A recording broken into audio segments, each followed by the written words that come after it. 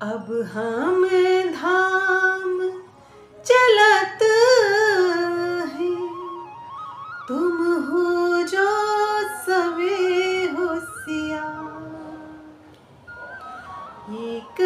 खिन की बिलम न कीजे, जाए घरों करे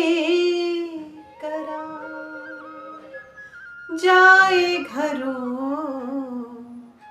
करे करार। वे दिव्य ब्रह्मपुर परमधाम की सिरदार सखी इंद्रावती जी, जिनके ऊपर समस्त ब्रह्मात्माओं की जागनी का उत्तरदायित्व था, उन्होंने उसे बड़े ही तन्मयता से निभाया और अपने सुख दुख की जरा भी परवाह नहीं की।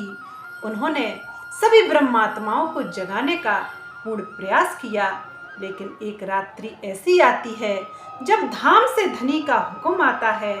और वे सावन मास की कृष्ण पक्ष तृतीया को सुबह 5:15 बजे गहन समाधि में चली जाती हैं। इंद्रावती जी कहती हैं, हे सुंदर साज जी, मैं तो अपने प्रियतम परब्रह्म के अखंड आनंद में रस मग्न होने जा रही हूँ, पर हे प्रियतम परब्रह्म के अभिन्न अंग कहे जाने वाले मोमिनों, तुम सावधान रहना, क्योंकि यह माया बहुत बलशाली है। यह तुम्हें हराने का पूर्ण प्रयास करेगी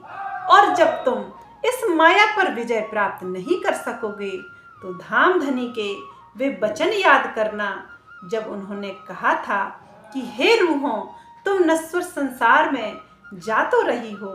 पर वहाँ की माया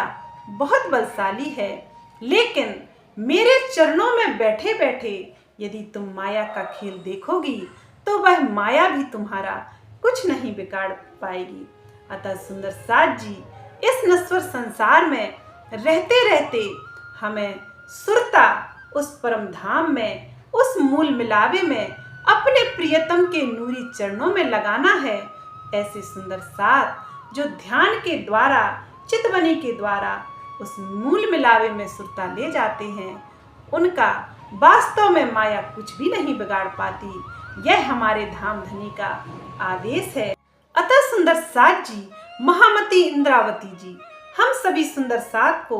सिखापन दे रहे हैं कि प्रेम और चितवनी की राह पर चलने से अब एक क्षण का भी विलंब नहीं करना चाहिए और प्रियतम परब्रह्म के नूरी मुखार विंद और 25 पक्ष वाले अपने निज घर को